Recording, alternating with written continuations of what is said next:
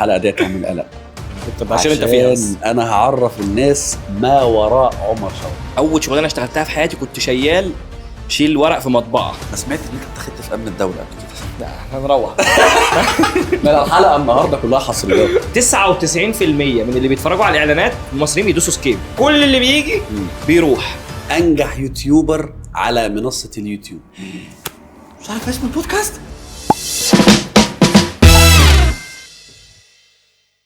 ولأول مرة في تاريخ البودكاست في مصر أشهر يوتيوبر على منصة اليوتيوب، أنجح يوتيوبر على منصة اليوتيوب، ممكن أقول أغنى يوتيوبر على منصة اليوتيوب. اليوتيوبر اللي عنده 14 مليون متابع، أول يوتيوبر والوحيد في مصر اللي معاه الدرع الماسي اللي محدش خده تقريبا غير محمد رمضان.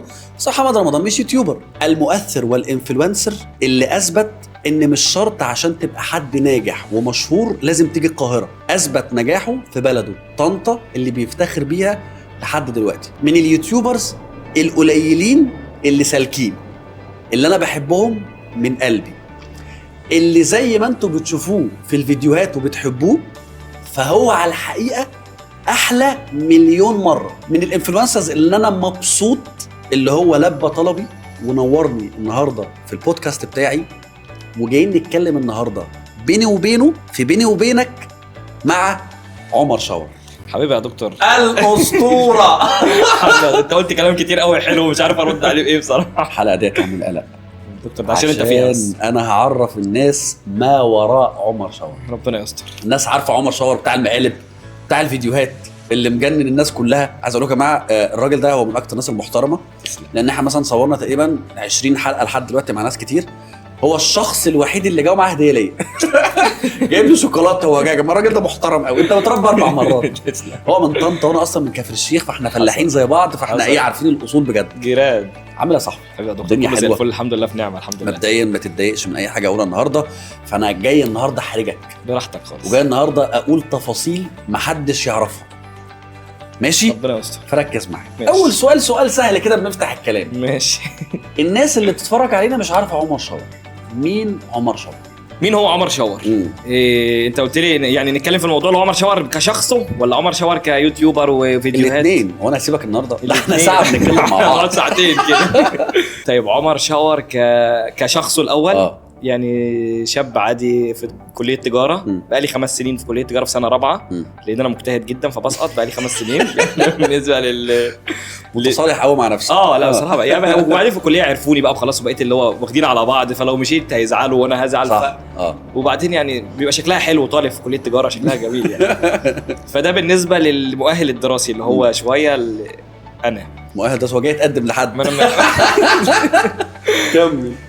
بالنسبه طب ما انت قول لي وانا اقول لك يعني. عارف انت لو انت من طنطا اقول انا عارف قصه حياتك. انا عايزك تحكي. انت تسالني يعني انت من جرجرني من طنطا. بدات ازاي؟ الناس فاكره ان انت ابن ناس غنيه وطلعت الفيديوهات عشان كده بتصرف في فيديوهات كتير.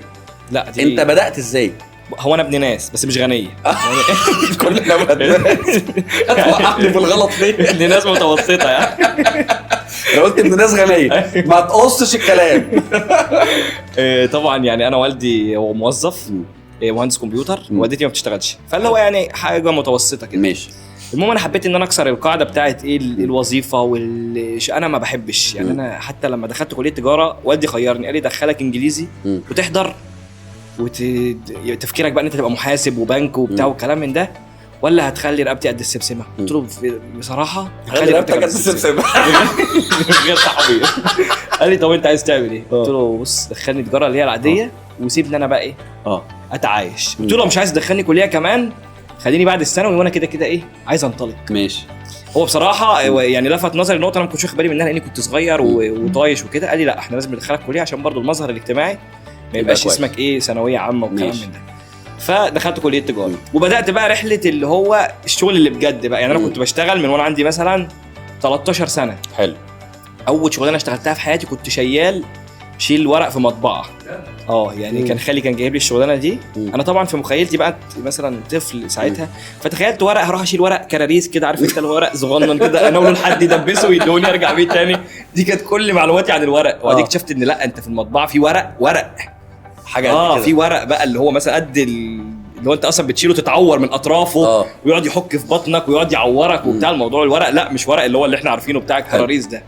وعارف انت شنط الهدايا اللي هي بتاعت هابي بيرث داي، ودي مثلا كان بيجي في المطبعه كل يوم يجي 15,000 شنطه. انا بقى كنت اقعد اعمل ايه، عارف الحبل اللي انت بتمسكه منها اللي هو كنت اقعد بقى ادخل اللي هو الرباط وافك الحبل عشان يمسك جوه الشنطه وتعرف ايه تمسكها انت بايدك تتمشى بيها كده، اللي هو انت بتروح تشتري الشنطه دي في دقيقه، الشنطه دي بقى وراها رحله. صح. كنت انا بقى بعمل الرحله دي. وطبعا بقى بدات اشتغلت وظايف كتير، اشتغلت في شرم الشيخ هاوس كيبنج، واشتغلت في سايبر، اشتغلت دليفري. عارف انت السوبر ماركت اللي هو تلاقي الماركت اللي هو مش دليفري، ابو مكنه زي ابو عجل الحديد دي اللي هي لو بتخبط في عربيه بتفرتكها.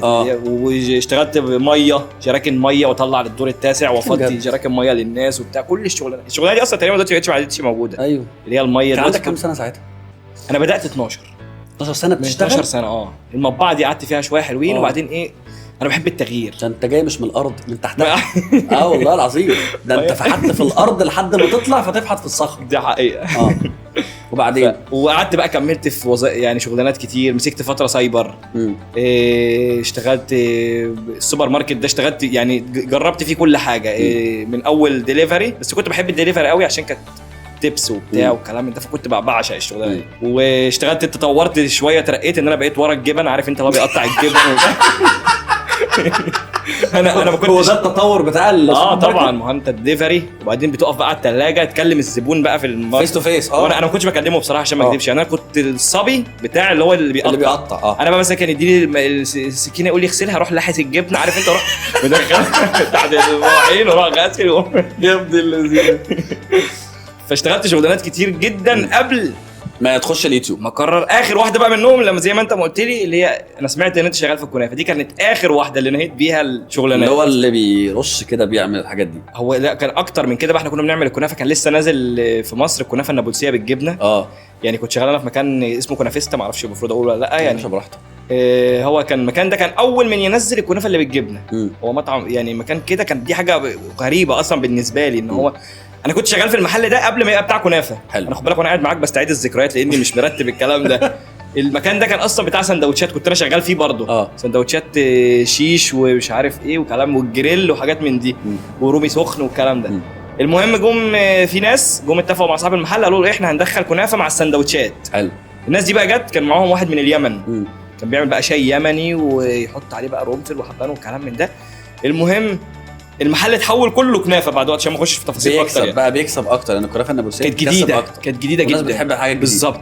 كنافه بقى بالجبنه ومفهوم جديد للكنافه. ما كانتش بقى كنافه اللي هي الكده دي. لا، كنافه بتتعمل بالجبنه، تتقلب عليها بطريقه معينه كده، وتحشى في منها بالقشطه وفي منها كريمه وفي منها المهم بقى كان حاجه جديده بالنسبه لي، بس مش اللي هي دي اللي بتلف دي، كانت كنافات تانية بشكل مختلف. فطبعا بقى كنت بقعد بقى ابدع، وانا كنت بحب دي. اطول الصراحه شغلانه قعدت فيها، كنت بقعد بقى اخترع بالنوتيلا وبالمانجا وبالمش عارف ايه، بالكريم شانتيه. وساعات صاحب المحل كان يجي يلاقيني مثلا عامل اختراع جديد، يقول لي ده اسمه ايه، وننزله في المنيو ونعمل ايه. فانا كنت يعني دي اكتر شغلانه كنت بحبها. ودي كانت اخر شغلانه يعني انا سايب هنا بدات بقى يوتيوب. انطلقت بقيت دلوقتي اشهر واقوى يوتيوبر في مصر. الحمد لله، توفيق ربنا طبعا. مليون متابع طبعا، 5 مليار مشاهده الحمد لله. 1650 فيديو. شوف مذاكرك ازاي. الحمد لله. لان يا جماعه شاور هو من الناس اللي انا على المستوى الشخصي انا بحبهم قوي. انا فاكر اخر موقف لينا، اللي هو الموقف يوم ما جيت الحنه بتاعتي. انا عزمت شاور ويا ريتني ما عزمت. والله يا ريتني ما عزمت. هيوقع المسرح. عزمت شاور يا جماعه، هحكي له، هكلم الكاميرا. انا عزمت شاور يا جماعه على الحنه بتاعتي، وقلت شاور تعالى الحنه بتاعتي موجوده في كفر الشيخ، وانا بقى كنت عازم البلد كلها، وحد انفلونسر معروف، وعازم بلوجرز كتير، وفي فنانين جايين، فالبلد كلها كانت موجوده. وكنت واخد قاعه كبيره كده، الناس ما كفتش القاعه، فكنت عامل فراشه بره. وهم الامن بتوع المنطقه بتوع البلد قالوا لنا ما حدش يضرب نار، ما حدش يعمل صواريخ وحاجات من دي. فانا نبهت على اصحابي كلهم ما حدش يعمل صواريخ والحاجات دي كلها. ما انا ما اعرفش ان انت تعمل كده. وفجاه طبعا بقى كان عبد السلام موجود، وانا وبلوجرز كتير قوي وجيوا معايا من القاهره ومن اسكندريه وكل حاجه، والمسرح شغال والدنيا فجاه انا بسرح بعيني من بعيد، فجاه لقيت واحد بيجري عليا ووراه مش عارف 600 واحد بيجروا. انا قلت ده حرامي جاي وماسك مش عارف بقى بازوكا ودب بدب بدب بدب بدب بدب بدب نار يا لهوي انا اتحبس يولع في وفجاه بلمح لقيت شاور، قلت بس ده مجنون، هو المجنون ده اللي هيعمل ده. وفجاه لقيت شاور طالع على الستيج من فوق وكل الناس بتحاول تطلع معاه والمسرح كان هيقع بينا وعبد السلام وقف والفرح مثلا وقف تقريبا نص ساعه بنحاول نلقي الشاور. يعني ما شاء الله الله اكبر الله اكبر، شعبيته في كل حته حتى في كفر الشيخ كويسه. يعني شاور عشان يمشي من الحنه احنا هربناه يعني مش وجب معايا ومش، هو المفروض كان جاي يوجب يسلم ويمشي، لكن هو لما سلم ما عرفش يمشي ففضل قاعد مع العمال ما عرفش يتحرك. فانت نورتني وشرفتني في حنيتي والله. السؤال بقى المهم، ليه سموك عمر شاور؟ هل شاور ده انك بتستحمى كتير يعني؟ هو بص، لان واضح من شكلك نصريح يعني، فاهم؟ الشعر ده ما بتستحماش. هو بص الله يبارك لك، ولا ده من ذوقك ولا لا اصل ده معلوش ميه. اصل انا المشكله ان احمد اخويا قاعد، اخويا الكبير فهو يا جماعه ورا الكاميرا بنسلم عليه احنا عاملين مشكله على الموضوع ده. ايوه انا شاور الاصلي هو شاور التقليد. يعني انا اللي اتسميت شاور، هو من ورا الكاميرا بيعمل كده يقول لا واضح ان انت ايه، ما تنفعش تسالني السؤال ده وهو موجود. مين الاصل ومين التقليد؟ وانا احكي لك القصه، احكي القصه وانت تحكم. ماشي. دلوقتي احنا كنا بنلعب زمان لعب، عارف انت السايبر بقى والالعاب زمان وكونتر وسيلك رود ولول والكلام ده كله. المهم احنا كنا بنلعب لعبتين، سيلك رود وكروس فاير. ماشي. كروس فاير دي كنا بننادي البعض فيها باسامي الشخصيات اللي هي الاكونتات. كان في مش عارف اللي اسمه سباي ميمي، عماد انا جاتس، هو كان اسمه بالانجليزي يعني هو كلمه ليها معنى بس احنا بنخطفها عشان تبقى ايه، يلا يا انا جاتس خش، يلا يا سباي ميمي خش كده، فاهم؟ فاحنا كان معانا، كان احمد اخويا معاه اكونت اسمه اكس شو عرض وور حربي، العرض الحربي. ماشي. فعشان حد يناديلك في السايبر يقول لك مثلا احمد يا شو وور خش يا اكس شو وور الجيم، لا ده على ما يقولها اصلا يكون الجيم خلص. صح. فبقى بتتخطف يعني هم يا شاور فطلعت شاور، يا شاور خش يا شاور. مثلا انا لو موجود احمد مش موجود، يا شاور يا صغير خش. احمد موجود يلا شاور يا صغير وشاور يا كبير. ومن ساعتها طبعا بقى اللي هم اصحاب السايبر لما بنتقابل في الشارع ايوه شاور ايوه شاور، فالناس تسمع فلزقت. صح. بقيت شاور الصغير بس فلبست فيه. ده قبل الفيديوهات بكتير. يعني انا لما كنت بقى قاعد بقى كارية الصفحه فجي في بالي عايز اسم مميز فسميت عمر شاور. مش عمر، هو شاور وبدات والدنيا اشتغلت معاك بالظبط، والناس حبته لانه ما فيش حد اتسماه يعني. طيب. كان جديد. عمر شاور دلوقتي ما شاء الله، هو احنا مش بنتعامل مع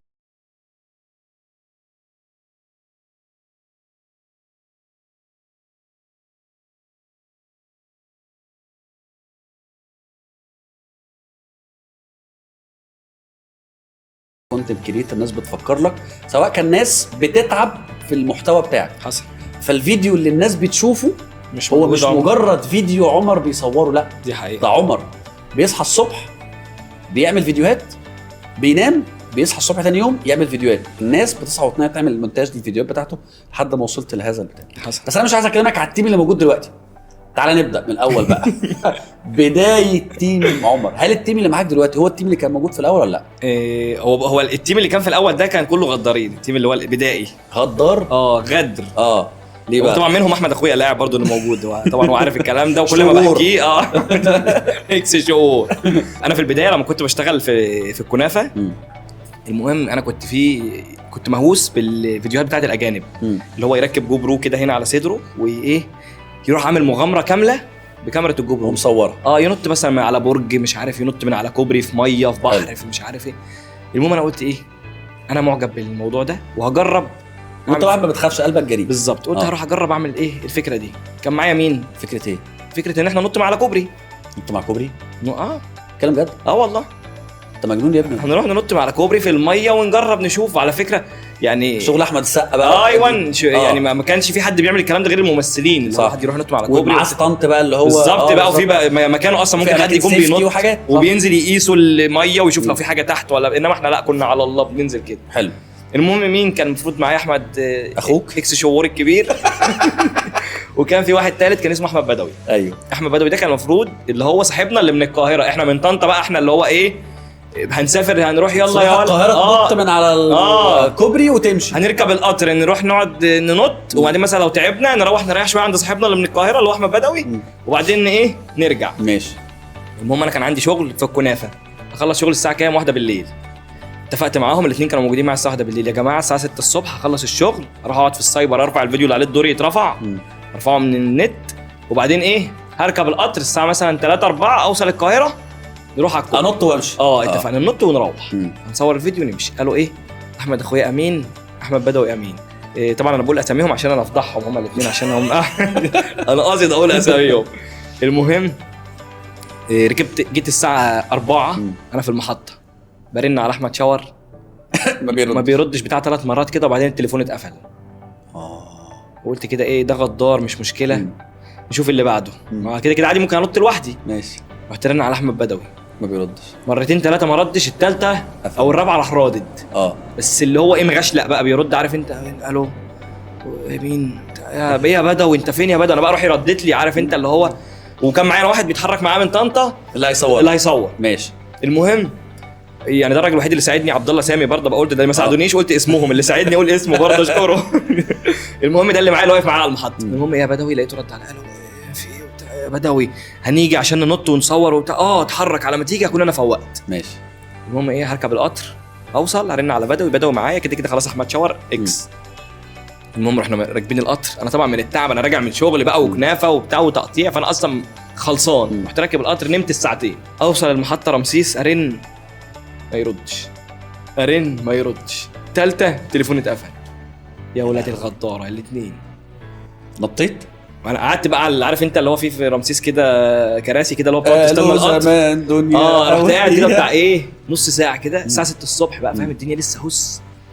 المهم عمال افكر اروح كده كده اليوميه بتاع بكره اتضربت في الشغل، اصل انا هروح انام شويه اصحى بعد المغرب نص يوم كده خصم. حلو. المهم اروح وجيت على الفاضي ودفعت تذكره القطر ليا واللي معايا وهنفطر. طبعا بقى ساعتها كنت بتحسب السحتوفه سندوتشين فول بالبيت دي يعني جريمه كده النهارده الاوبن. المهم ارجع وهيتخصم لي اليوم وما عملتش حاجه ولا اروح وخلاص هو يصورني. المهم يمين شمال اجيبها يمين شمال، قال لي ايه يا عم تعالى نجرب إيه حلو وحش ما نبقاش مرجين على الفاضي. قلت له ايه يلا بينا.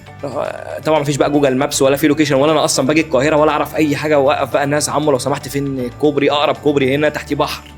قال لي ايه في كده والناس توصف لي وامشي افضل امشي لحد ما لقيت كوبري قصر النيل. المهم قلنا ايه هطلع انت صورني كده بالشكل الفلاني، انا بقى بتفرج على فيديوهات الاجانب بقى تصورني كده حاول تخلي فوق دماغي قد كذا وهنا اليمين كذا ومش عارف ايه، انا هنط وتنزل ايه نكمل تصوير من تحت. رحت قالع التيشيرت وناطط والدنيا تمام وبتاع عملت فيها احمد السقا ومحمد رمضان ورحت ايه ناطط. الفيديو حلو جميل، رحت منزله الدنيا جميله، لقيت الناس متفاعله مع الموضوع، مين المجنون ده مين اللي يعمل كده مين اللي ده كان اول فيديو اتشهر ليك، ده كان اول من اوائل الفيديوهات اللي طلعت.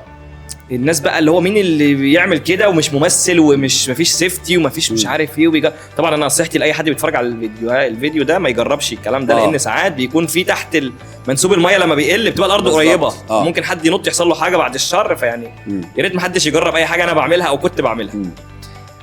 المهم ان انا وصلت لحد ان عملت الفيديو الفيديو الدنيا تمام ونزلنا الفيديو وبدا ايه المشاهدات. الناس بتحب المحتوى ده لانه كان جديد، مفيش حد في مصر عمله قبل كده بيعمل حاجه كده من تقريبا 10 سنين ولا 9 سنين بالظبط. كان اغلب اللي موجودين كان اب وام اللي هو تمثيل سكتشات مش عارف، انما مفيش حد كان بيعمل فلوج او مغامره او مقلب او موضوع بالشكل ده. حلو.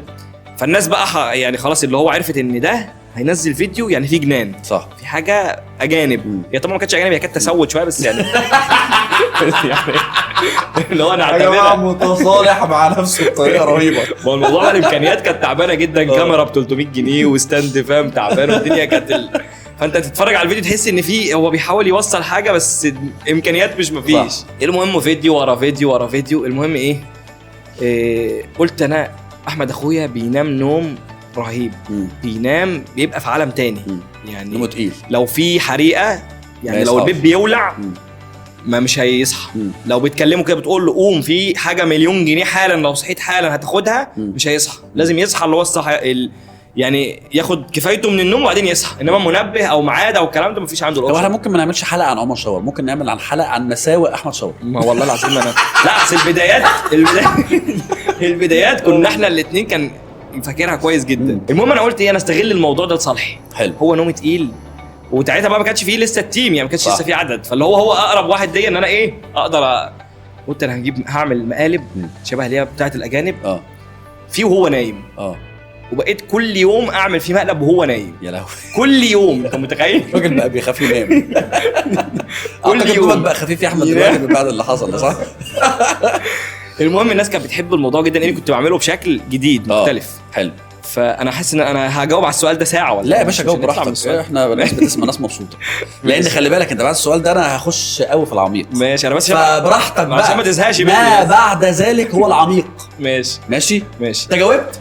جايز نخش في العميق. ماشي، ما احنا كده وصلنا لغايه بقى ان احنا ايه. انت كنت السؤال كان عن التيم، على التيم الاول. وصلت دلوقتي بقى معاك التيم الجديد. المهم بقى انا بدا بقى يخش اشخاص في الموضوع. مثلا بقى بدات انا مش عارف، مثلا اول مقلب صورته انا بنفسي سيلفي كده. حلو. فالموضوع صعب ان انا اعمل كده واولع مثلا. فجبت واحد، اول واحد يجي يصور. ماشي. وبعدين جيت تاني بقى في 2 مصورين. حلو. وبعدين انا بقعد انا اللي منتج، كنت بمنتج لحد ما ظهري فقرات ظهري بدات تتعب. حلو. فلازم اجيب بقى حد يساعدني في المونتاج. بقى في 1 و2 وهكذا. ما شاء الله. عايزين ناس تطلع في التصوير 2 3 4 5 6 7 وهكذا. خلي بالك انت من الناس القليله في مصر، او مش ممكن قليله، ممكن يكون الوحيد في مصر اللي عنده تيم شبه مستر بيست اللي موجود بره مصر.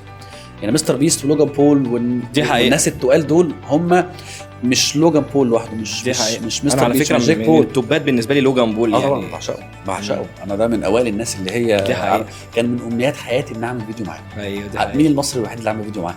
شادي سرور. ايوه بالظبط. راح قعد في امريكا شويه. يعني شادي سرور اسطوره. كان من اوائل الناس اللي بدات تعمل كونتنت حلو. تعالى لي بقى في حتتي. لأول مرة هسألك سؤال أنا محتار فيه لحد دلوقتي. اتفضل. أنا باركت لك من حبة حلوين على خطوبتك. أيوة. مبدئيا 1000 مليون مبروك. كنت لك مبروك طويلة كتير قوي دي. ليه لحد دلوقتي الفرح ما جاش؟ أنت مأخر ليه؟ أعتقد أنت ما شاء الله بتكسب من اليوتيوب حلو فجهزت نفسك. ليه مأخر جوازك لحد دلوقتي؟ بص مبدئيا الله يبارك فيك. بس أنا فسخت. إيه؟ دي للأسف يعني. إمتى؟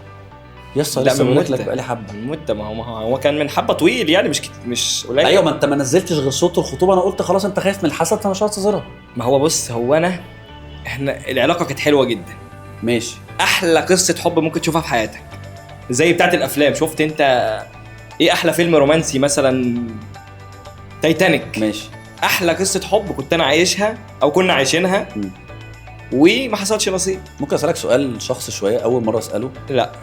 السبب منك ولا منها؟ السبب مني ولا منها؟ سبب ان الدنيا باظت بصراحه. مني. جماعه اول مره اشوف راجل يعترف ان هو اللي غلطان. احنا دايما بنقول الطرف الثاني هو اللي غلطان. بص السبب الرئيسي يعني مني انا، عندي انا، ان انا عصبي جدا وغيور جدا. وهي كانت حلوه جدا.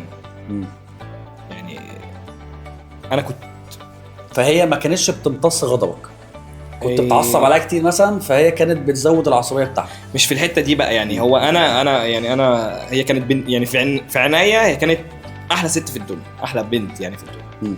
فانا حتى لما جيت انزل، لما انت شفت كنت مخبي وشها، بحيث ان انا عارف ان الحاجه الحلوه او الحاجه اللي لما حد بيتكلم عنها او بيبان ان هو فرحان بيها، لما بتتشاف بتتحسد. فاحنا اتحسدنا.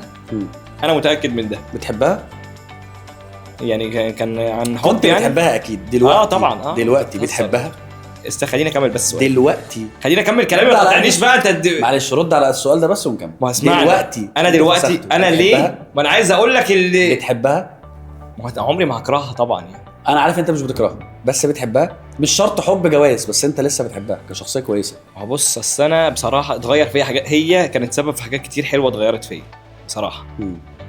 فطبعا بحبها يعني. ده لو انت بتسال يعني. ليه بعد ما فسخته لحد دلوقتي ستيل لسه بتحبها؟ يعني ايه المميزات اللي فيها وهي الاكس خلتك لحد دلوقتي لسه بتحبها؟ حتى ما بحبش الكلمه دي بصراحه. هي الماضي. ماشي.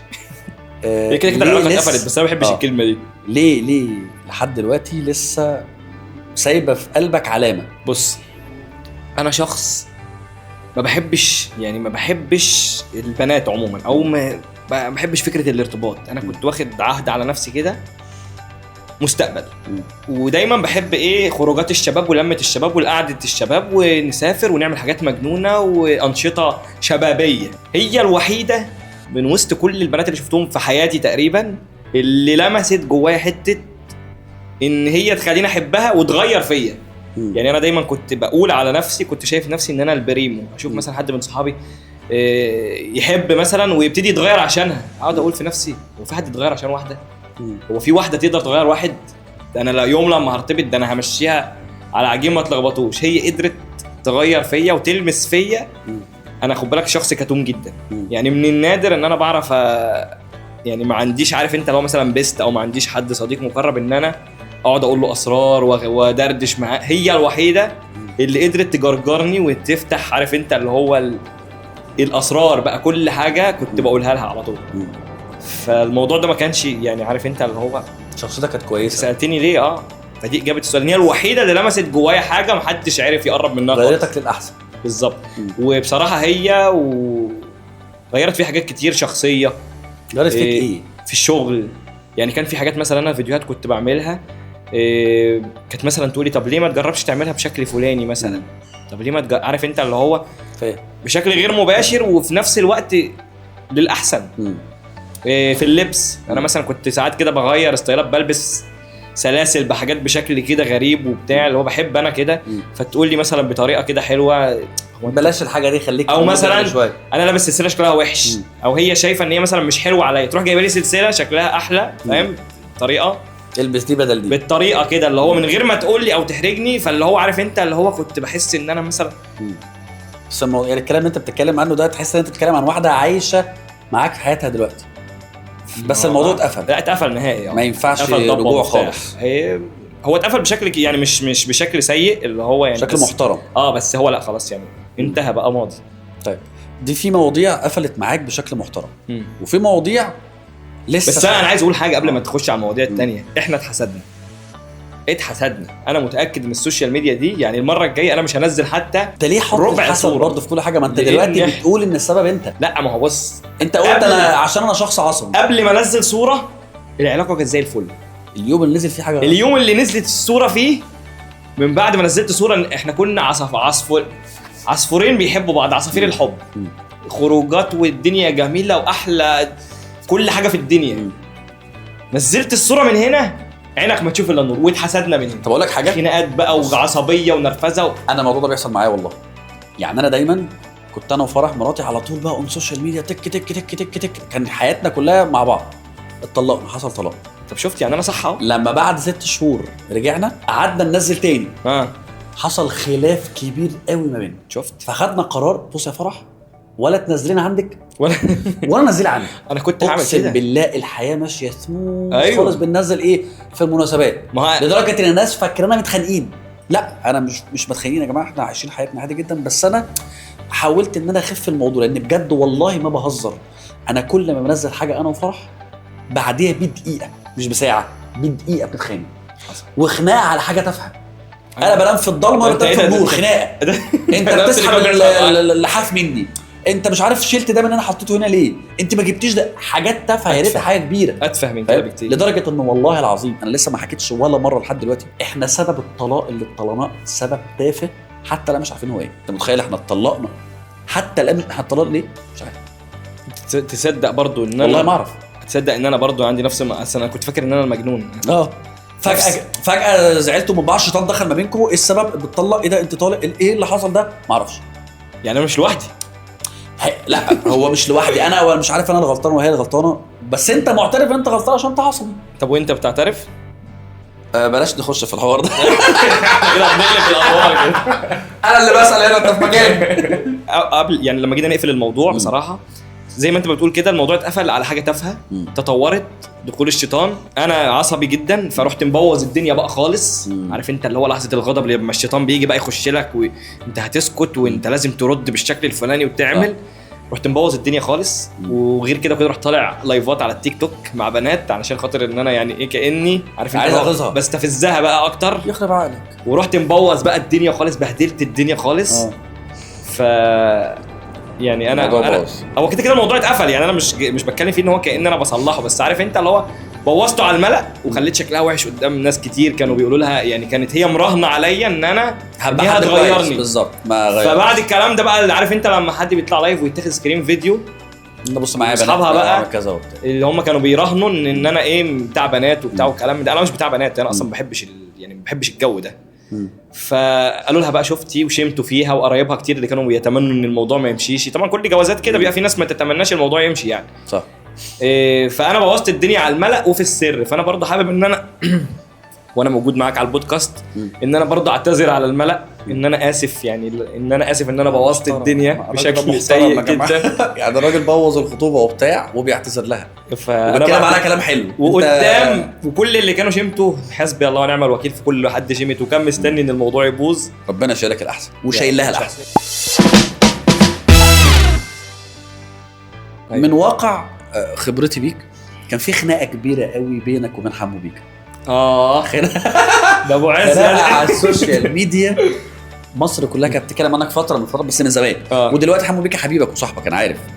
احكي لي الخناقه سببها ايه؟ تعرف ان حمو بيكا جري ورانا انا واحمد شاور في مارينا بالجيت سكي وكان عايز يعني يتخانق معانا بالفعل. تتكلم بجد والله؟ لا ايه الموضوع وصله لحد كده؟ يعني احنا كنا في الميه هو كان عايز يخش فينا بجيت سكي تقريبا، او يعني بس هو بتلعبوا ولا خناقه؟ لا احنا كنا يعني انا كنت مبهدله بصراحه، بس ويعني انا برضه مش انا بقول لك ان انا هبوظ الدنيا. انا طب احكي من الاول بس عشان كلمه مبهدله دي تفهم غلط. لا ولا ده هو حبيبي واخويا. انا اقصد كنت اللي هو انا كنت ايه سبب المشاكل؟ قليل الذوق. ايه سبب المشاكل؟ بص انا كنت جيت في فتره من الفترات كنت ماسك ترند اليوتيوب. فيديو ينزل من على الترند دلوقتي الله يبارك اول تاني الله يبارك. اللي هو ساعتها كان الموضوع بشكل مستفز. انا نفسي يعني كان في ناس بتعمل فيديوهات يسموني يقول لك الفتى المدلل لدى شركه يوتيوب عمر شاور. كاني بدي لليوتيوب فلوس. حلو. انت عارف انت اللي هو مستفز، يعني انا كنت ذات نفسي بستغرب هو في حد من الشركه بيطلعني ترند؟ كل لما تنزل اي فيديو يطلع فيديو يطلع ترند اول واحد، يعني الفيديو ده نزل اللي نزل جديد يطلع مكانه اول. حلو. المهم لقيت واحد انا مش عارف اقول اسامي ولا بلاش اسامي. واحد كلمني اللي كان ماسك اداره اعمال حمو بيكا. اتصل بيا عامل ايه يا عمر والدنيا ايه الاخبار وفيديوهاتك جميله وبنتابع فيديوهاتك وحمو بيكا بيحبك والوضع. انا ما كنتش ليه اي علاقه بيه خالص. دي كانت اول مره في حياتي اعرف يعني اتعرف على حمو بيكا. ده الشكل اللي انا اتعرفت عليه بيه. ايه رايك تيجي نعمل اغنيه مع حمو بيكا؟ بالظبط. قلت له مفيش مشكله يلا بينا. انا كنت اصلا في اسكندريه. قلت له ايه المشكله يلا بينا. وانا بحب دايما ايه اعمل يعني حاجه جديده حاجه جديده يلا بينا. ليه لا بحب التغيير دايما. يعني انا المحتوى اللي بدات بيه غير المحتوى اللي انا بعمله دلوقتي غير المحتوى اللي انا هعمله اصلا بعد رمضان. يعني انا مخطط خطط حاجات جديده خالص. ماشي. فليه لا يلا بينا نعمل اغنيه. المهم رحنا اتعرفنا على حمو بيكا وكان قاعد برضو علي قدوره ونور التوت ومودي امين وناس برضو ايه محترمه وكويسه. واسلام كابونجا برضو كان موجود. المهم هنعمل ايه؟ هنسجل اغنيتين. مفيش فلوس. احنا هنسجل اغنيتين انت واحده وحمو واحده. حلو تمام يلا بينا مفيش مشكله. وايه اهم حاجه ان احنا نعمل حاجه حلوه. ماشي. مين اغنيته هتنزل الاول يا عم حمو؟ قال لي انا هنزل انا الاول. قلت له يا عم مفيش مشكله احنا كده في استوديوهك والاغنيتين عندك وانت نزل وبعدين انا هنزل بعدك باسبوع مثلا. ورحت طالع في فيديو عندي اعلنت للناس يا جماعه انتظروا اغنيه حمو بيكا عنده يوم كذا واغنيتي عندي يوم كذا. ماشي. اغنيته نزلت شيرنا والدنيا تمام والفيديو جابت مليون مش عارف في كام يوم والدنيا تمام والاغنيه بتاعته نزلت والدنيا جميله. وانت زقيت الموضوع كمان من عندك وسجلت كمان الاغنيه الثانيه بتاعتك. سجلت الثانيه سجلناهم تقريبا في يومين ورا بعض وتصوير كليب وكل حاجه. لا من غير كليب بوستر. انا ما كنت يعني انا ما مش عارف انهي بتاعتي مش فارق يعني انت خد واحده وانا واحده اي واحده فيهم عادي. ماشي. المهم سجلنا وعدى جه المفروض الميعاد بقى بتاعته نزلت وجه الميعاد المفروض بتاعتي تنزل بعد فيه اسبوع بالظبط.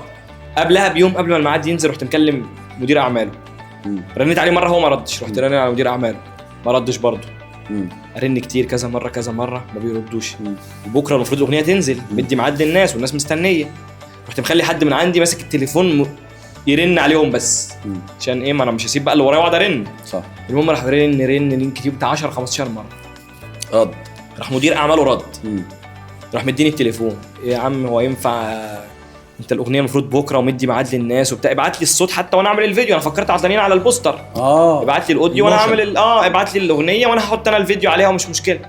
قال لي والله معلش حقك عليا ده احنا بنحتفل بعيد ميلاد حمو قلت يا عم كل سنه وهو طيب وكل سنه وانت كمان طيب وما تنسوناش في حته الجاتوه. رحت مهزر حلو. وايه طب امتى هتديني الاغنيه؟ بكره بالكتير الاغنيه هتكون عندي. اللي هو الميعاد اللي المفروض قلت لو الاغنيه جت بدري ساعه ساعتين نلحق لما الموشن بسرعه ويخلص. بكره جه الاثنين ما بيردوش والتليفونات اتقفلت.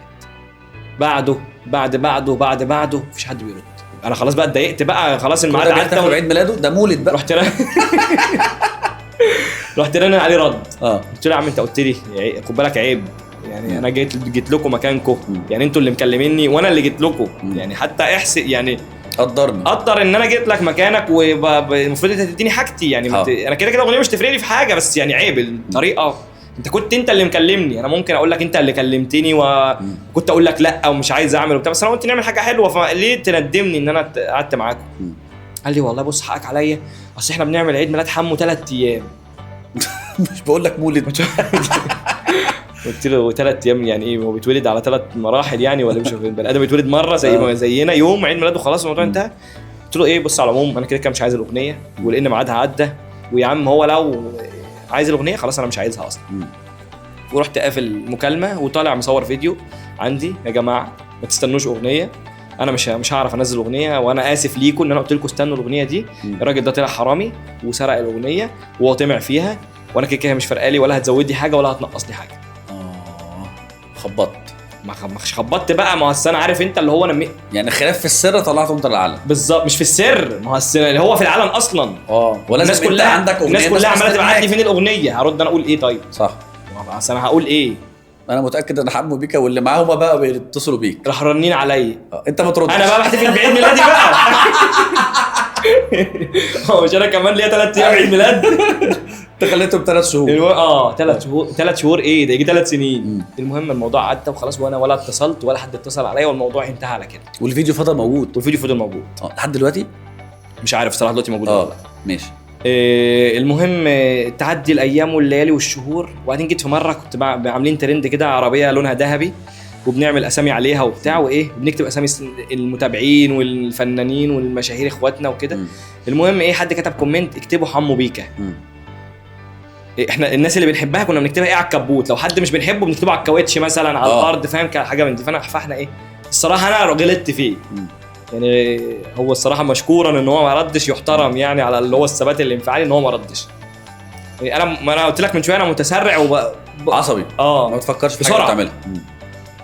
المهم الاغنيه اللي اسمه ايه ده عملنا الموضوع والفيديو نزل جاب 5 مليون اللي هو اللي انا شاتمه فيه ده اللي احنا هنكتب اسمه فين. انا ما رضيتش اكتب اسمه رفضت. الفيديو نزل في يوم تقريبا جاب 5 مليون يا لهوي على التيك توك. لا اله الا الله بتتصل عليا مطربين فنانين مديرين اعمال ناس لاعبين اورج مش بص كل الناس بتتصل عليا. انت غلطت في حمو ومسح الفيديو عشان خاطرنا وهنحل الدنيا وهنجيب لك الاغنيه. قلت لهم انا مش عايز اغنيه ولا هترضيني 100,000 اغنيه انا مش عايز حاجه. وانا هستنى اغنيه يعني انا جاي بعد سنين بتكلم عشان عايز الاغنيه ده بالعكس. ومسحت الفيديو ولا سبته؟ مسحته. ماشي.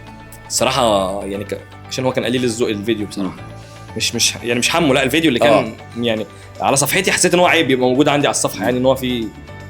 فالمهم مسحت الفيديو. عدت الشهور والايام بتاع مثلا 3 شهور بعد الموضوع ده راكب انا واحمد اخويا موتوسيكل بحر جيت سكي وبنلعب في الميه. المهم احمد اخويا سايق وانا راكب وراه عمالين نصوت ونصرخ وبتاع ومش عارف ايه وبنلعب وبص في الميه كده بضرب بعيني لقيت في موتوسيكل لقيت واحد في الميه سابق شعر اصفر ومبرق عليا كده. انا طبعا شعري مميز دماغي مميزه انا مثلا متحرك كده فباين ان في يعني باين في نودلز في اندومي واحد ماشي اندومي ماشي. المهم انا لمحته عيني جت في عينه كده رحت باصص له بعدين هو عارف انت في البحر فشعره نازل على وشه فما اتاكدتش. قلت اما ارجع اتاكد هو ولا لا. انا يا دوب قلت لاحمد احمد بيلف بالموتوسيكل وبنرجع فجاه لقيت لك موتوسيكل بحر جاي طيران علينا جير الدايفر واحد جاي طيران وقف على جنب وقفولي على جنب.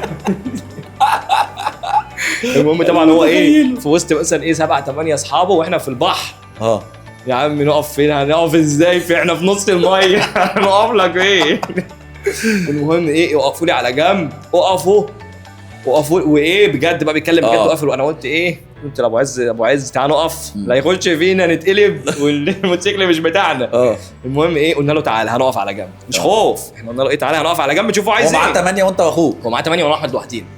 المهم ايه، تعالى هنقف نركن في حته ونقف نشوف انت عايز ايه. ماشي. عايز نتعامل، عايز نتكلم. ماشي. المهم رحنا واخدين راكنين في حته وراح راكن. الصراحه يعني انا لو مكانه يعني انا متسرع. لا انا متسرع بس هو عاقل. يعني انا كنت متوقع بصراحه. غلبان وطيب، انا بحبه. انا هكلمك عن حمو بعد ما تحكي. يعني هو وزن الموقف صح. وكان الموقف ممكن يتطور، خصوصا ان كان في ناس غريبه وكان في ناس لو حد كان طلع تليفونه وصور مثلا ماسكين في بعض كان هيبقى شكلها زباله. فهو وزن الموقف صح. انا الصراحه اللي كنت متوقعه، انا كنت يعني بجهز لردة فعل ان هو ممكن يمد ايده. يعني فاهمني، انت بتشتمني انا وانت بتعمل فاهم الكلام بقى بتاع المهرجانات بقى اللي المهم رحنا راكنين على جنب، لقيته راح واخد احمد قال له بص انت الكبير، انا هكلم الكبير. انا هعتبر ان انت كبيره وانت اللي قدامي دلوقتي.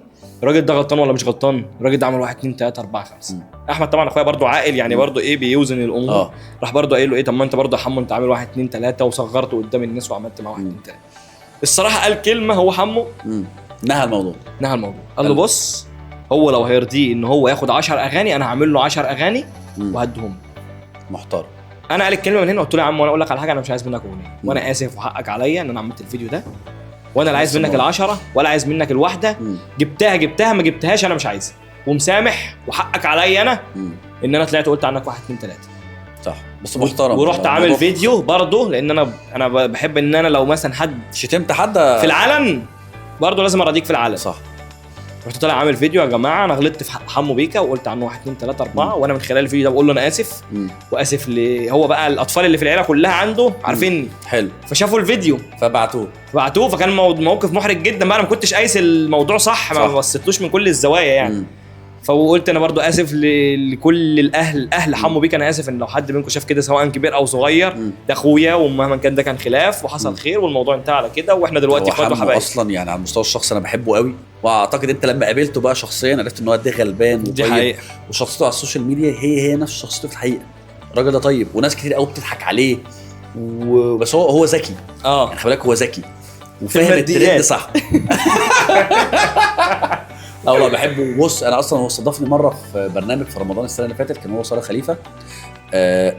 الراجل واد عسل. الواد تلقائي وقلبه ابيض جدا. هو بس عارف اللي هو بيطلع من بقه انا هقول، ما يفكرش. هو لو يفكر في الحاجه خلي بالك ثانيه هيفشل.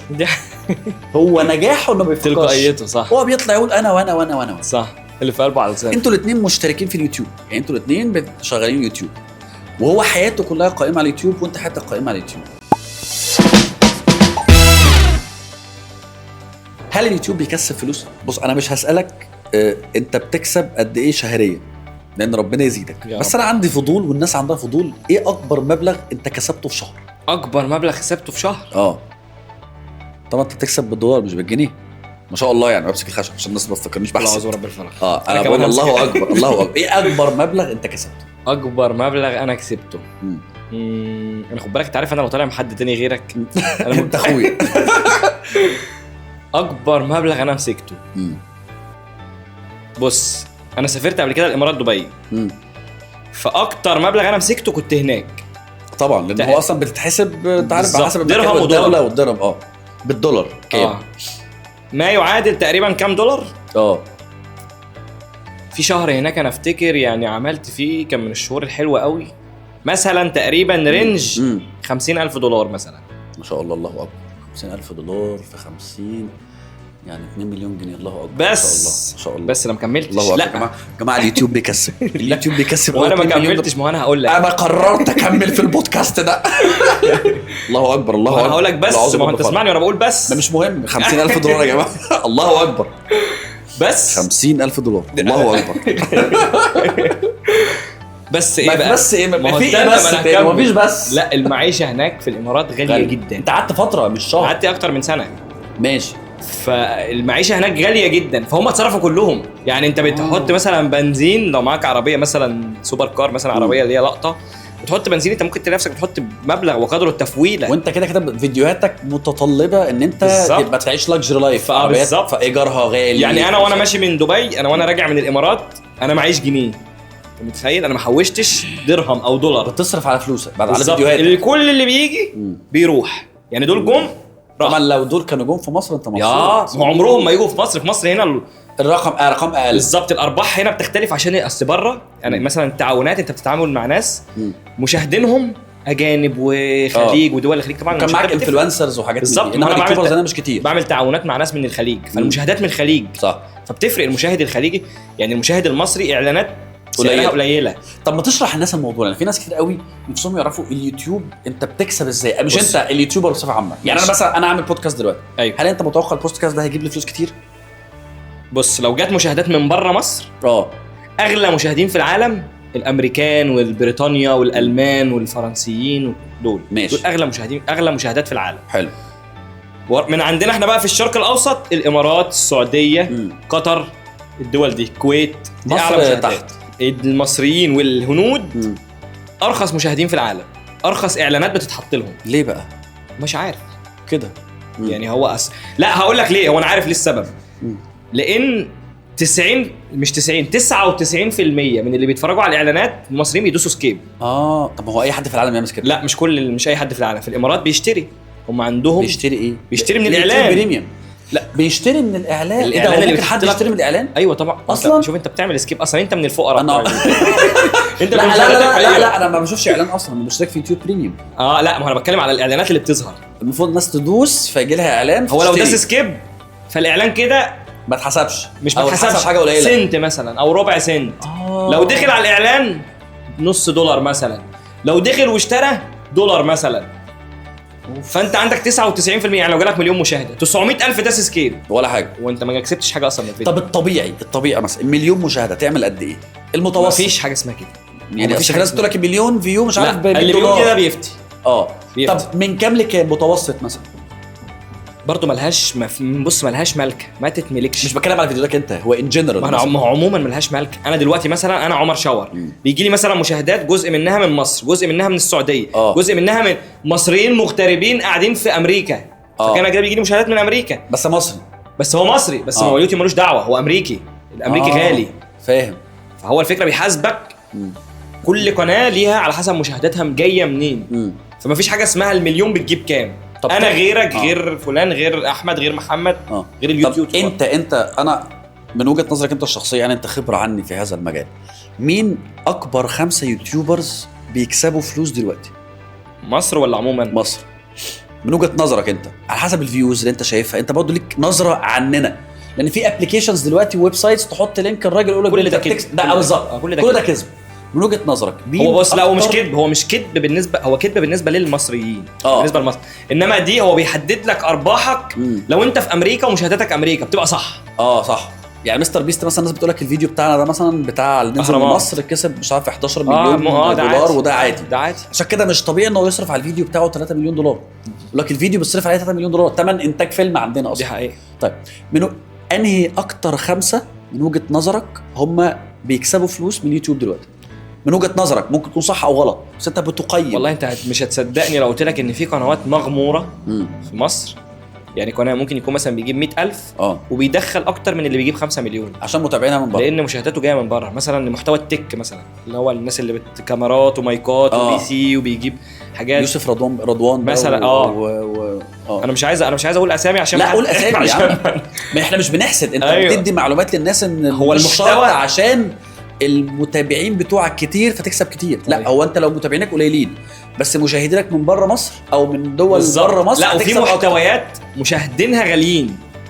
يعني محتوى التك مثلا او محتوى العربيات، عبد الله السبع مثلا والناس مثلا حد بيعمل ريفيو العربيه، فالمشاهدات بتاعته بتكون غاليه اصلا. الاعلانات اللي بتتحط على الفيديو ده بتكون غاليه. ليه؟ لان انا واحد بتفرج على فيديو العربيه انا معايا فلوس، انا غني. انما لو واحد معيش هخش اتفرج على العربيه احمد الوكيل بقى وتامر بشير والناس دي كلها ما شاء الله. فانت لا هم اصحاب ما شاء الله، هم جايين في حلقه قريب. انت من وجهة نظر انهي الخمسه برضه هلف وارجع ليك؟ ما انا ما اعرفش. انت لو بتسالني انا زي ما بقول لك في ناس ممكن تكون بيجيب 100,000. انت متوقع مين؟ متوقع اللي هم اغلى يعني اغلى ناس 5 بتكسب تحتيك بتوع محتويات الكوره ومحتويات التك، لان ده اعلى محتوى بيتحط عليه اعلانات غاليه. اغلى 5 من وجهه ما هو نظرك. اصلا ما بتابعش المحتويات دي، لان انا ولا بتفرج على كوره ولا بشجع، فما اعرفش مين فانت مش عارف هو مين بيعمل ايه بصراحه. يعني في اعتقد مثلا صباحو كوره ممكن نصوحي بيظهر لي كتير على الترند مروان سري ايوه فانا مش مع انا ما بتفرجش على كوره، بس الناس دي بشوفها على الترند، فالناس دي ناجحه. حلو. يعني انا ما بفهمش اي حاجه في الكوره، انا ما اعرفش غير محمد صلاح وكريستيانو وميسي. يعني لو قلت لي بيلعبوا في نادي اسمه ايه ما اعرفش. كذاب والله ما اعرف. يا نهار ابيض. انا ما يعني انا عندي وجهه نظر ان يعني لعيب الكوره هو اكتر واحد مستفيد من لعبه الكوره، المشاهد ده ما بيستفيدش اي حاجه. يعني انا عندي وجهه نظر كده بقول في حياتي دايما 22 ملياردير 22 واحد ملياردير بيلعبوا بعض، وفي 100 مليون واحد مش لاقيين ياكلوا بيتفرجوا عليهم. حلو. دي وجهه نظر انا. انت عشان كده انت عشان كده ما بحبش اتفرج على الكوره بصراحه. انت بتتفرج بس ازاي في 1 ملياردير بيتفرج؟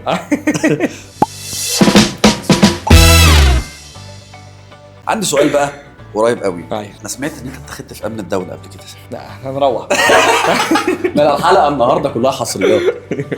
ده كله بسبب فيديو. يعني انت عملت فيديو في يوم من الايام في بداياتك ما كنتش تعرف حاجه وتشديت على امن الدوله. احكي لي قصه الموضوع. الموضوع كان بسببي. كان في وقت حساس جدا وكان حاصل حادثه مأساويه جدا، يعني ربنا يرحم كل اللي كانوا في الواقعه دي. كان في انفجار كنيسه. ده بعد الثوره. الكنيسه باين. ايوه هي عندنا في طنطا. انا يعني بيتي على بعد شارعين بالظبط منها. فانا كنت شغال في الكنافه، وانا في الكنافه بالمعنى الحرفي. ده مش يعني موجود في الكنافه. انا في الكنافه بالفعل بالحرفي والمعنى كل المعاني. مش بقى احداث ولا سوشيال بالظبط. انا شغلي كنافه ومخي في الكنافه وانا في الكنافه. الدنيا انفجرت وبتاع، بس انا طبعا شغلي وانا بقى كل يوم بروح. بالظبط كان يومي متقسم 12 ساعه شغل. 6 ساعات بروح اقعد في السايبر اتفرج على فيديوهات تعليم مونتاج واجيب افكار ان انا اشتغل عليها وارفع فيديو واتابع فيديوهاتي عملت ايه وامشي اروح على البيت انام 6 ساعات 5 ساعات وانزل تاني يوم اعيد نفس الروتين. ماشي. المهم كان في فكره فيديو كنت انا كاتبها تتصور عندي في الشارع اللي هو على بعد في شارعي. انا كنت بصور في شارعي على بعد شارعين من الموضوع ده. طبعا الدنيا كانت ساعتها لبش. الدنيا موضوع طبعا مش عارفين مين اللي فكر. اي حد هيتاخد، واي حد بقى مشتبه نازل في وقت مثلا غلط، حد نازل في وقت غريب هيبقى طبعا مشكوك فيه. وبعدين تخيل انت واقف في وقت غريب وبتصور وجنب الكنيسه وبالظبط وكمان مكان يعني ما ينفعش فيه تهريج. المهم انا كنت نازل بقى بعمل فكره موضوعها عشان برضو التفاصيل. الشحات الاجنبي، الفرق ما بين الشحات الاجنبي والشحات المصري. الشحات المصري الرخم اللي هو والنبي لا تجيب جنيه ده. فانا كنت الشحات الاجنبي اللي هو بيعزف ويحط قدامه حاجه وانت لو عجبك عزفه ايوه. الشحات الاجنبي ماسك الجيتار الجميل وحاطط طاقيه مقلوبه وانت تحط له دولار لو انت عجبك العزف، لو ما عجبكش بتعدي ايه وهو بيسيبك في حالك. التاني بقى المصري والنبي جنيه قاعد بقى سامع الشخلله وانت بتقول له مفيش فكه. فهو بيقول لك طب امال ايه اللي بيشخلل؟ ما انت جيبك مشخلل اهو وانت بتبرر له والموضوع كده. فاحنا واحنا بنصور الفيديو اللي هو المفروض كان هيعمل شخصيه الشحات، طبعا لابس هدوم مقطعه وبتاع ويحبك الدور بقى. في الهدوم اللي هو كان لابسها فيه زي كوفيه كده كان لابسها فيها 3 اعلام، يعني 3 الوان، يعني توحي بان شكلها علم. فيها الوان احمر وابيض واسود، علم مصر اصلا ومش مقصوده. يعني احنا طبعا بقى عيال هوبل، كنا ساعتها 19 سنه وبصور ومش فاهم بقى ومش في دماغي واللي هو فاهم بنصور برضو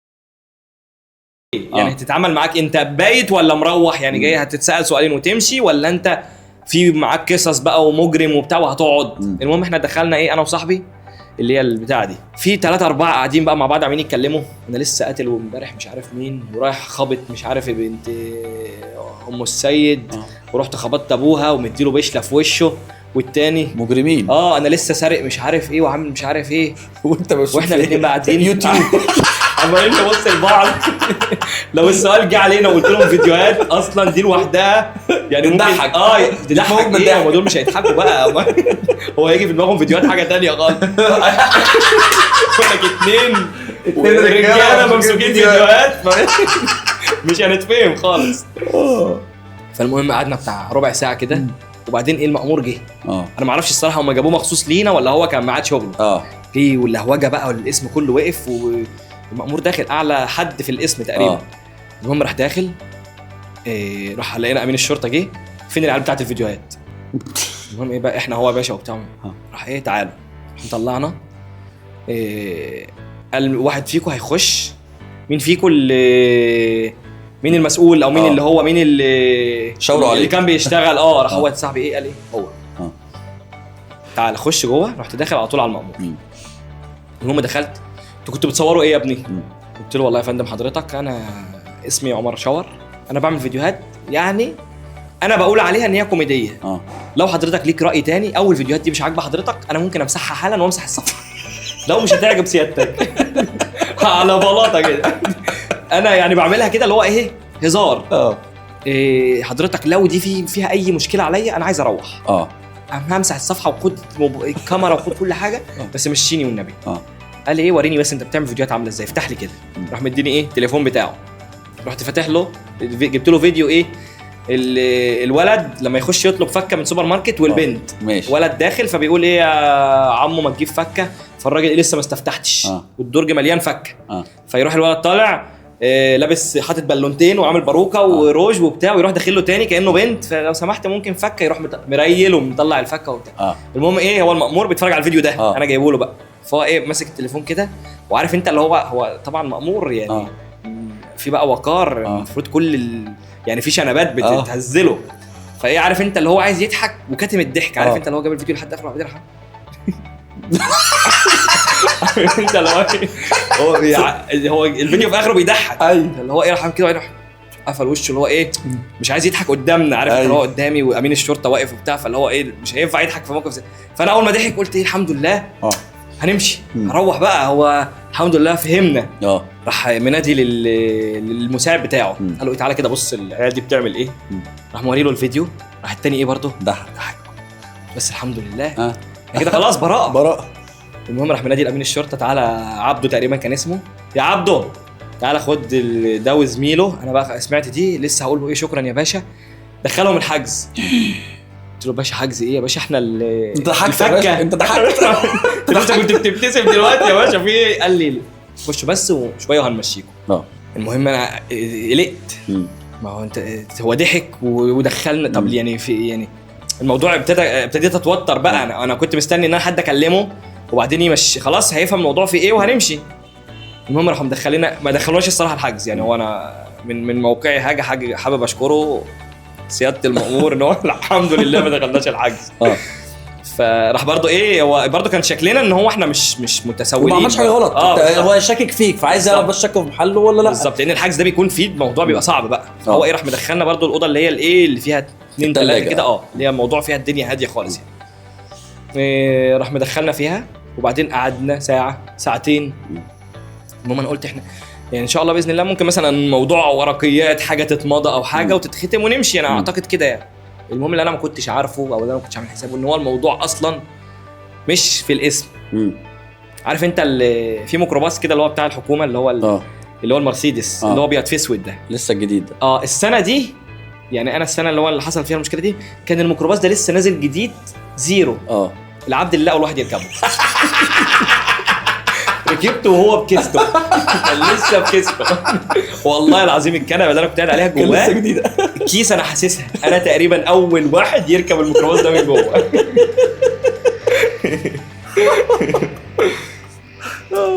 المهم الميكروباص ده انا قاعد بقى في الاوضه دي وشايف الباب الاسم. هو من على باب الاسم ببص لقيت العربيه دي جت وقفت وراح نازل منها 4 بودي بيلدر كمال اجسام. ايوه ووشهم مش باين. المهم راحوا داخلين. احنا كلبشنا ورا ظهرنا، ما كناش كلبشنا ولا اي حاجه. كلبشنا ورا ظهرنا واتغمينا. المهم انا قلت ايه، انا مش عارف اطمن نفسي بقى. انا قلت ايه، انت افترض اي حاجه غير ان انت تروح. يعني انا مش عارف ايه اللي ممكن يحصل. المهم ركبت اكتر حاجه كانت مفرحاني ان انا ركبت البتاع ده وهو جديد. اول واحد يركب الميكروباص ده في تاريخي. اول واحد يركب ميكروباص الحكومه الجديد. المهم راحوا خدونا ركبنا الميكروباص وبعدين توجهنا على امن الدولة. المهم طبعا انا ما شفتش يعني احنا ما شفناش احنا رايحين فين. هو طبعا لان احنا من غبائنا ان هو يعني في الفتره دي الوضع كان ما يسمحش لاي حاجه تهريج. ما تتحركش بالظبط، مفيش تهريج في الوقت ده. فهو انا اعتقد ان هو ليه احنا رحنا امن الدوله لان هو كانت الجهه اللي ماسكه الحاجه اللي متعلقه بالموضوع ده. فيعني هم لازم من حقهم يشوفوا في اي حد عشان يوصلوا للشخص اللي عمل جريمه. بالظبط. فهو دي كانت غباء مننا احنا يعني طبعا يعني.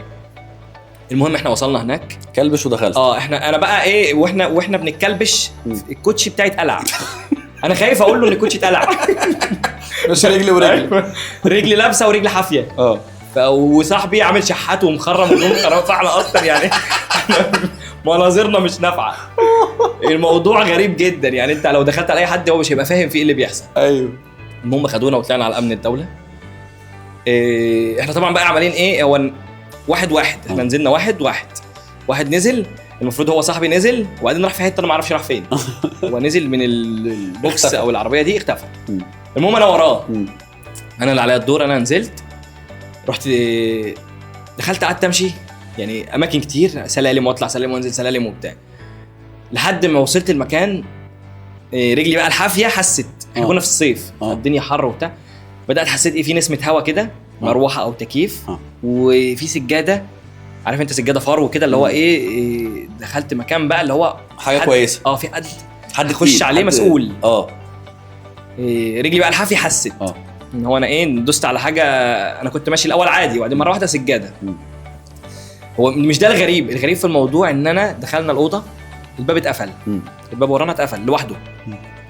وبعدين بقى ايه، انا كنت شعري مش طويل بقى ساعتها، ما كانش قوي، كنت لسه في البدايه، فكان قفايا بيبان يعني. انا دلوقتي قفايا متغطي. فقفايا انا حاسس بقى وانا واقف في حد في ورايا بقى، في شوكمان شغال، حد بيتنفس. عارف انت اللي هو الصوت اللي هو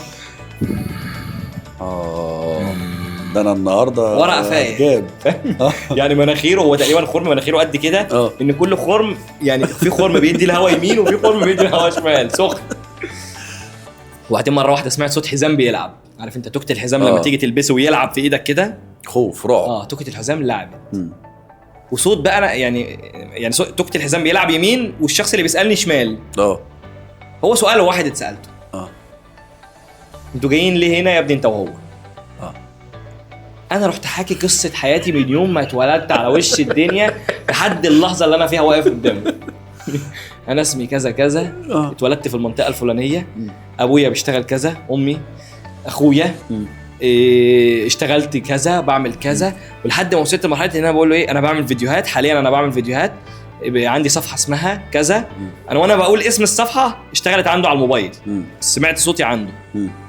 رحت ساكت اول ما صوتي اشتغل. قال لي اتكلم وما تخافش ما تقلقش، مش اي حاجه، اتكلم بس ما تسكتش لما اقول لك اسكت. عم قعدت كملت وكنت بعمل فيديوهات نوعيه 1 2 3 سكتشات، وهي بشكل كوميدي، والموضوع 1 2 3 4 كذا وكذا وكذا، وبنهزر ونضحك. الموضوع كله بهدف الضحك فقط، ولا اكتر ولا اقل. المهم راح خلص المكالمه وراح قال لنا اقعدوا استريحوا، قعدنا. وبعدين اتكلم في التليفون. هو كلم حد انا مش عارف هو مين بصراحه، عشان يعني هو بيكلم حد في الطرف الثاني، فانا سامعه بيتكلم بقى. الو، هو مين يا ابني اللي جاب العيال دي عندي هنا؟ اللي هو تقريبا بقى الشخص اللي حس، انا ما اعرفش مين بصراحه، مش عارف مين اللي هو حس ان احنا المفروض نروح له. فقال له يا ابني ده بيعملوا فيديوهات وضحك وهزار وبتاع ومش عارف ايه، جايبينهم لي هنا ليه؟ اخلص قبل الطرف الثاني بقى بيرد عليه وبتاع، ما اعرفش قال له ايه، بس اللي هو يخليهم يرجعوا لنا طيب تاني واحنا نمشيهم. فراح قفل التليفون قال لي احنا اسفين ان احنا يعني وبهدلنا لكم الدنيا وبتاع، وهي يعني مش كبهدله بس عارف انت اللي هو احنا الموضوع عارف انت اللي هو اصلا يعني انا قاعد بكلمه وانا اصلا ركبي سايبه والدنيا بايظه وبتاع. فقال لنا معلش انتوا كان الموضوع كان لبس وانتوا ليكوا اي حاجه اتاخدت منكم ترجع. فانا قلت له في ستاند كده كنت انا شاريه ب 15 جنيه لو موجود ينفع اخده وانا ماشي عشان الميزانيه بايظه، وفي كاميرا صغيره كده. قال لي ماشي انتوا هتنزلوا من هنا وهتروحوا على القسم، ترجعوا القسم حاجتكم هناك في الامانات تروح تاخدها وتروح على البيت. قلت له بص انا خلاص مش عايزهم انا اروح على البيت، مش انا عايز انزل بس اروح انا عايز اروح، انا مش عايز اي حاجه. وشكرا على الفسحه اللطيفه دي، الفسحه كانت جميله جدا. اهم حاجه ان احنا عايزين نروح. وكملت فيديوهات بعد كده يا باشا؟ هو قال لي هو برضه قال لي يعني بص انت كمل وربنا يوفقك ومحتوى ظريف ولطيف والدنيا يعني حلوه والحمد لله. يعني انا قلت له لو انا في مشكله، لو الفيديوهات دي في منها مشكله عادي انا هوقفها يعني، مش اللي هو الموضوع انا ساعتها كنت بعمله هزار وضحك مش اكتر. انا كنت عايز اوصل يعني كوميديا، اوصل سكتشات بشكل معين وفيديوهات بشكل معين، وخلصت وبقيت ماشي في السليم والحمد لله. بس في ناس مش سايباك تمشي في السليم، في ناس مخصمه معاك. اي حد دايما في اي حد مخصم معاك اللي هو ايه كارهه بيتكلم عليه بيعمل. والله انا ما بكرهش حد. انت في حد مخصم معاك على اليوتيوب بينتقدك على طول بيشتمك بيتكلم عليك نقطه الكره؟ انا مهما اي حد قطعت علاقتي بيه مهما كان حب صداقه ايا كان ما بكرهش حد في حياتي، بس في ناس بتنكشني. مين مثلا؟ والله اخر حد نكشك؟ اخر حد والله في 2 كده. ما انا مش عايز اقول عشان خاطر ما قول عادي قول عادي. والله اخر حد نكشني فيه 2 توأم يعني عايزين يتصيطوا شويه، فقال لك ننكش في مين؟ ننكش في عمر شاور. يلا ننكش. طب من نفسهم ولا من نفسهم؟ انت كنتوا صحاب ولا مش صحاب؟ يعني في صداقه بس يعني هم النكش اللي حصل يدل ان في غل، عارف انت اللي هو صاحبك بس بيغل منك. سبب ايه الموضوع؟ بص يا سيدي انا هجيب لك الموضوع من بدايته بس مش هطول فيه قوي عشان مع الناس ما تملش برضه. الناس دي كانوا بيتفرجوا على عمر شاور، يعني كانوا بيقلدوا عمر شاور. بيقلدوا عمر شاور. هم كانوا عايزين يخشوا مجال اليوتيوب. حلو. فراحوا لمين؟ لعمر شاور.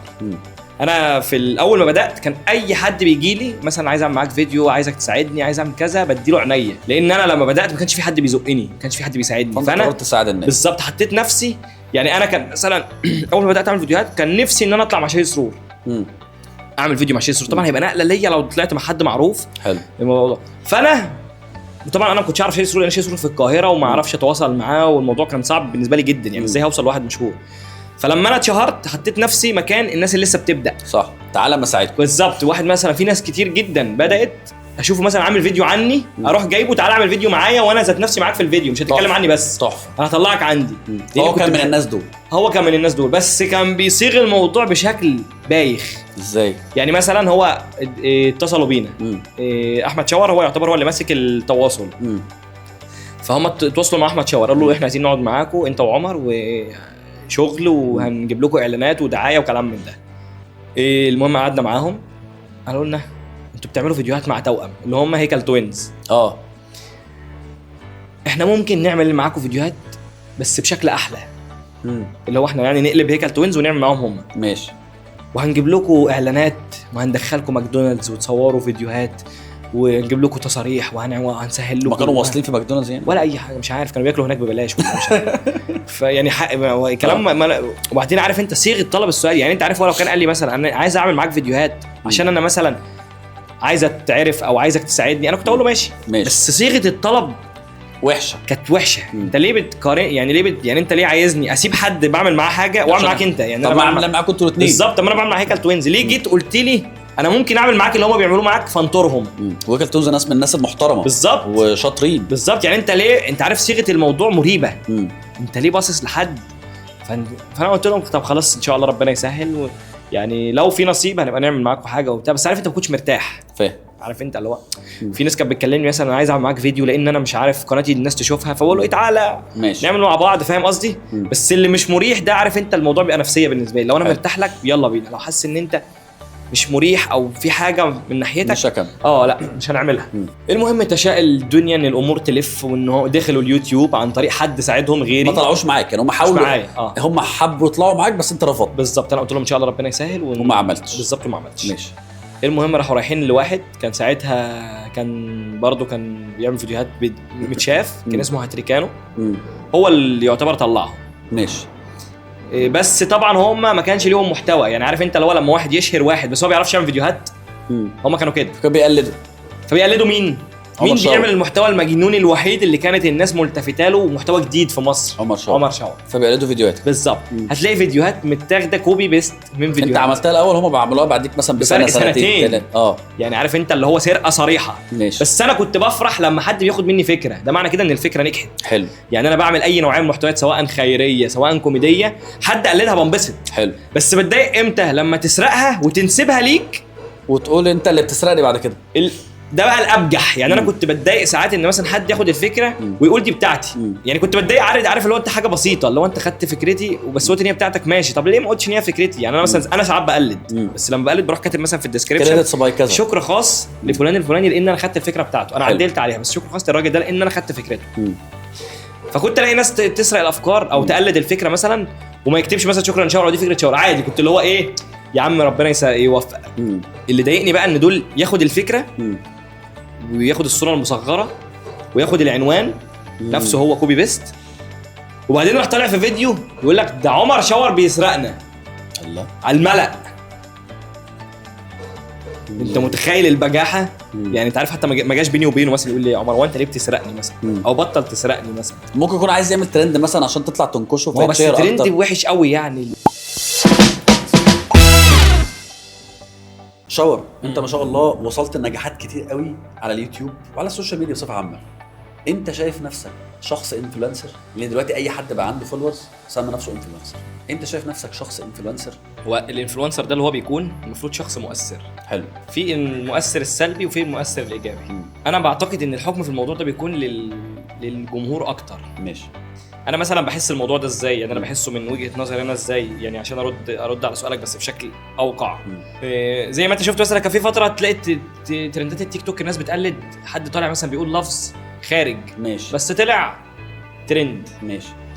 الناحيه التانية بقى انا مثلا بشوف ان في ناس بتقلدني بشكل معين في الفيديوهات.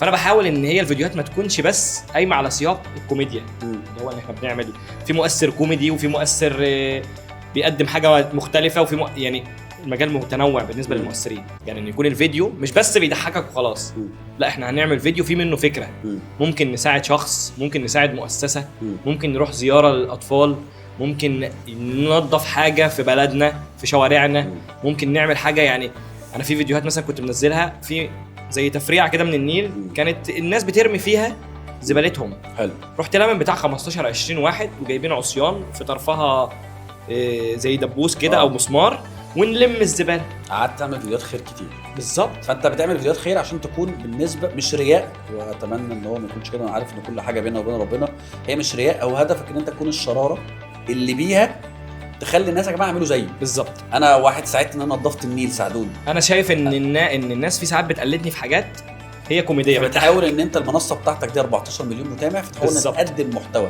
سواء كان محتوى كوميدي، وخلي بالك المحتوى الكوميدي هو محتوى مؤثر. صح. انا بادخل البهجه والسرور على قلب الناس. بالظبط. ان شاء الله. انت وانت داخل الاستوديو انا عرفت ان انت ما عرفتش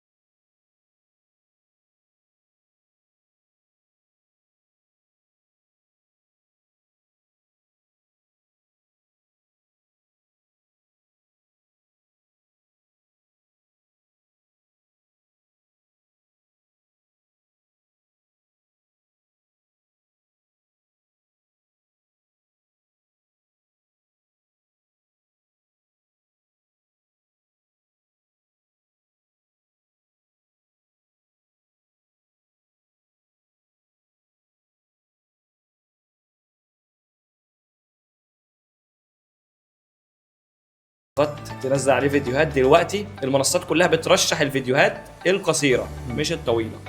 يعني زمان اول ما انا بدات كان اليوتيوب يحب الفيديوهات الطويله. دلوقتي الفيديوهات عايزه شورتس، ريلز، تيك توك. فنصيحتي لو اي حد هيبدا، ابدا الاول بفيديوهات صغيره عشان ما تتعبش نفسك في فيديوهات كبيره، وبعدها ما تلاقيش تقول ده انا بتعب على الفاضي ما بلاقيش مجهود. تحس ان انت محبط. لا، ابدا بفيديو صغير 15 ثانيه 20 ثانيه، منتجه بحيث ان انت خفيف سريع، وهتبص تلاقي نفسك لو محتواك حلو هتوصل. لو لقيت نفسك ما بتوصلش غير المحتوى. هي المشكله مش فيك، هي المشكله المحتوى مش لايق عليك. نوع في المحتوى لحد ما تلاقي المحتوى اللي انت شاطر فيه بالظبط، واللي بيلاقي القبول مع الناس زيك بالظبط. انت ممكن وشك مش لايق في المحتوى الكوميدي، ممكن لايق في محتوى تاني. ممكن وشك محتاج، انت بتعمل محتوى علمي وانت اصلا شخص فكاهي. فانت هتدور على المحتوى اللي يليق معاك وما تحبطش بسهوله، لان الموضوع ده عايز صبر. شاور، بشكرك من قلبي. شكرا. تعبتك، حلقه كانت طويله شويه، خدت من وقتك. عارف انت عندك تصوير فيديوهات كتير قوي. يا جماعه شاور والله العظيم من الناس اللي على المستوى الشخصي احلى بكتير قوي من السوشيال ميديا. عارف ان هو حلو على السوشيال ميديا واحلى كمان على الحقيقه. الناس المحترمه. شكرا انك نورتني. ويا جماعه مستنيكم في حلقه جديده من بودكاست اسمه ايه؟ مش عارف اسم البودكاست. اسمه يا خلاصي محدش يقول. ايوه بينك وبيني. لا يا اسطى اسكت سيبه بقى. لا اله الا الله. انا حاسس ان هو حاجه بيني وبينك، بينك وبيني، حاجه ما بيننا احنا الاثنين. الراجل من كتر البرامج اللي بيطلعها ناسى اسم المكان اللي قاعد فيه بقاله شويه. لا والله او من حلاوه الحكاوي دي احنا بنعملها. دي حقيقة. هو ناسى اسم البودكاست. انا ما فيش حد يعني عرف يستدرجني في الاحاديث ويتكلم معايا. يعني كلمت معاه فضفضه زيك. يعني ربنا يسترها بعد الحلقه دي. لا ما تقلقش. تاخد راوند. شكرا. بودكاست اسمه ايه؟ بيني وبينك.